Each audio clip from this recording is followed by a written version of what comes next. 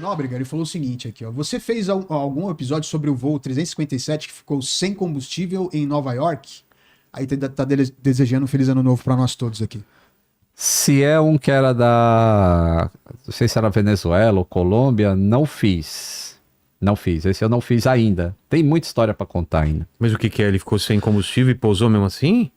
Não, ele chegou em Nova York e tava tempo ruim, o tráfego apertadão, e eles foram fazendo espera, e a comunicação era ruim com o controle de tráfego lá de Nova York, e os caras se perderam na quantidade de combustível, e voando acabou o combustível e acabou se tornando um acidente. Entendi. Ó, tem uma Mas só uma coisa, se o cara acaba o combustível quando ele já tá embicado, já tá direcionado pra pista, dá pra pousar ou não? Dá. Sem combustível? Dá. Mas não é nem para chegar na reserva. E isso aí, né, eu tô falando hoje em dia, igual o Chapecoense. Não, esse que aconteceu que ele falou é antigo, então? Isso aí acho que é anos 70, por aí. Tá. Chapecoense. Mas hoje em dia, por exemplo, o cara nem entra na reserva. Se entrar na reserva, que dá aí quase uma hora de voo, já é relatório por que entrou na reserva. A reserva nunca é para ser usada. Eu imagino que não, né? Então, e isso é engraçado que teve um dia que uma pessoa falou assim para mim, pô, tava no voo lá, aí o avião tá esperando, aí o tripulante falou que tava com 25 minutos de combustível. Eu falei, então, é que às vezes os pilotos acham que os passageiros sabem de todo o regulamento da aviação. E aí não sabe, né? Ele tava com 25 para entrar na reserva. Tá, não é 25 acabou não é que 25 total. Acabou e vou cair daqui, né? Mas por que o cara fala também, né? Não, devia falar de outra maneira, né? Mas enfim, é isso. Hoje em dia nem entra na reserva. Entendi. É muito mais controlado. E eu já fiquei com o carro parado com falta de combustível. Um monte de gente, né? Na aviação não é tão bom, né? Você encosta, vai no acostamento quando você tá sem combustível. Tem um postinho ali do lado, né? Ó, o Cinema Criativo perguntou aqui o seguinte, ó. A dúvida é, a aviação sempre evolui com os acidentes. E nos quase acidentes, as mudanças são tão intensas também. Aí ele cita que o voo do Air Canada 759 quase deu um strike em vários aviões. O que mudou depois? Sabe qual é esse caso? Sei. Esse é um caso de fadiga em que a tripulação da Air Canada ela estava indo para pouso em São Francisco, na Califórnia. Existia um NOTAM informando que uma das pistas estava não podia operar no visual, alguma coisa assim. E o cara, ele vem para pouso, ele captura um sinal errado de localizador da pista, isso já é um problema relacionado ao avião, mas ele enxerga lá na frente 2 fileiras de luzes, assim, sim. E ele vai pousar na da direita, e ele pensa que o que está à esquerda dele é a esquerda, porque a outra estava apagada. Tá. E o que está à direita é a pista da direita, e ele se alinha para pousar naquela fileira de luzes da direita. Só apagada? Que ali não, estava aceso. Tá. Só que ali não era pista. Não. Ali era onde os aviões estavam esperando para decolar. Putz. Depois que ele pousasse. Então ele vem alinhado e aí o controle avisa. Não, um avião. Tinha um United ali, que era um dos primeiros. Que viu.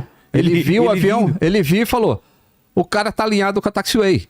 Fala pro controle, aí o controle já imediatamente pede o go around, aí foi quando o outro também já viu. O arremetida. Tá.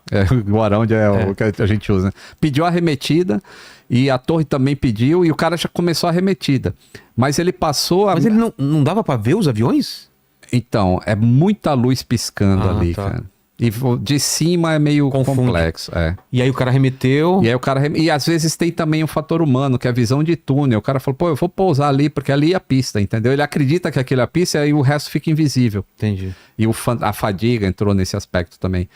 E aí ele arremete, ele passa muito perto, acho que entre 50 e 100 metros, eu não lembro. Mas isso é muito perto para aviação. Não aconteceu nada.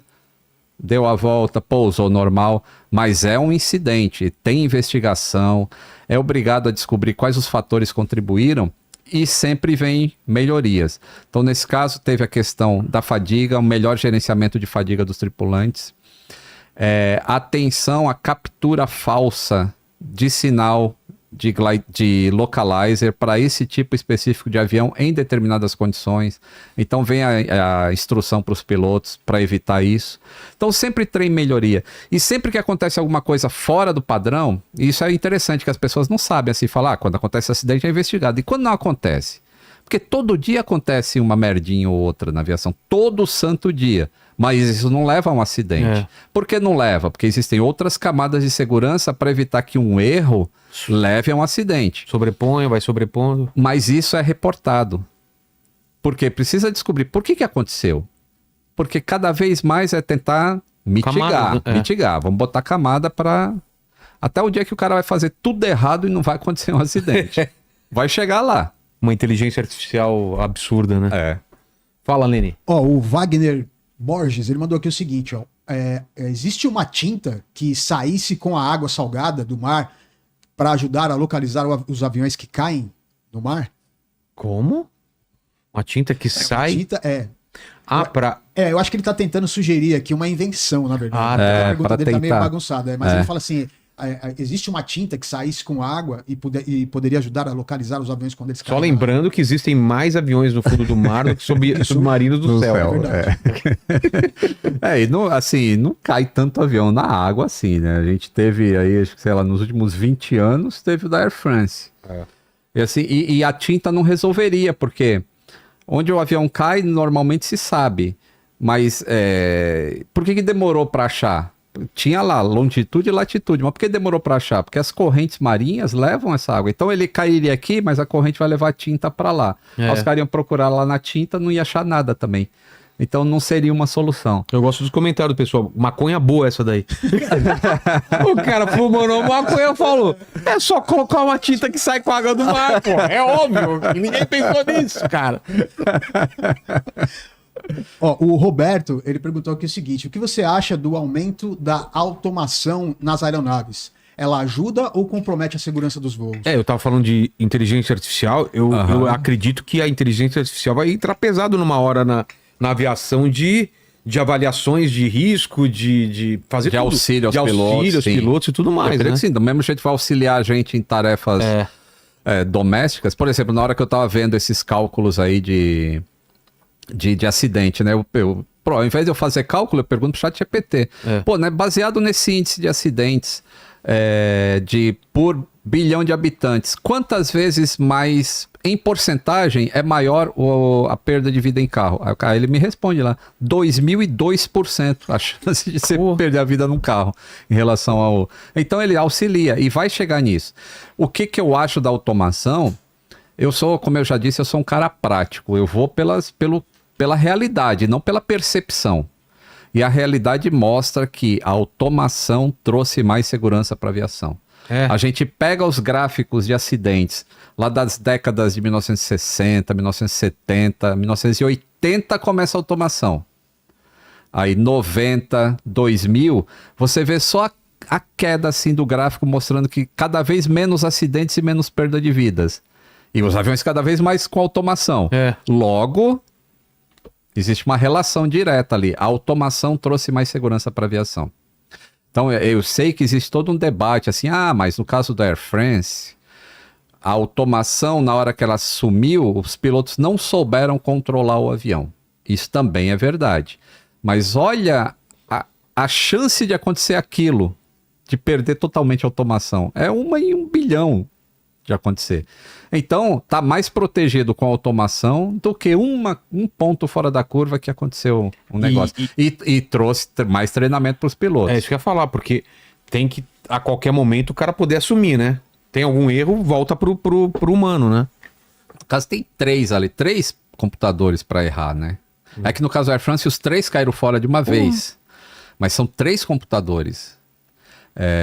Mas a tripulação não tinha treinamento de como voar um avião em alta altitude em condição de stall, de perda de sustentação. E hoje eles fazem isso no simulador.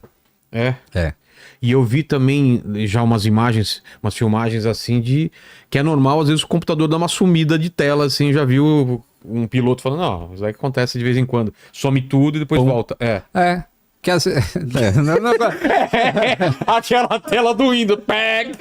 Eu não gosto de falar essas coisas, porque é que nem o cara que fala assim, ó, tô em 25 minutos de combustível, mas eu explicar. Eu tenho que explicar tudo. Peraí, vamos lá. Tá bom. Pode acontecer. Aquelas telas, elas são, assim, diferente de um monitor, elas têm algumas coisas lá que geram aquecimento. E elas têm um fluxo de ventilação constante. E às vezes, a poeira que junta, né? O avião fica anos voando. Então a poeira junta ali e o Aquece monitor mais. começa a aquecer, aí ele desliga momentaneamente. Não quer dizer que o cara perdeu as informações. O avião tá voando tudo normal. Como esses aviões são redundantes em displays, a informação que tinha aqui, se ela é crucial, ela passa para o display do lado. Ou condensa, fica 2 em 1. Então ele não perde informação nunca. Aí, quando refrigera, e pum, volta de novo. Então os pilotos já são acostumados com isso, como eles eram Ele tava acostumados. tranquilaço, assim. No passado lá, os caras não davam um batidinho assim, o velocímetro parava assim e falou, ih, batia assim, ele vinha pra cá. É a mesma coisa, só que digital agora. Entendi. Fala.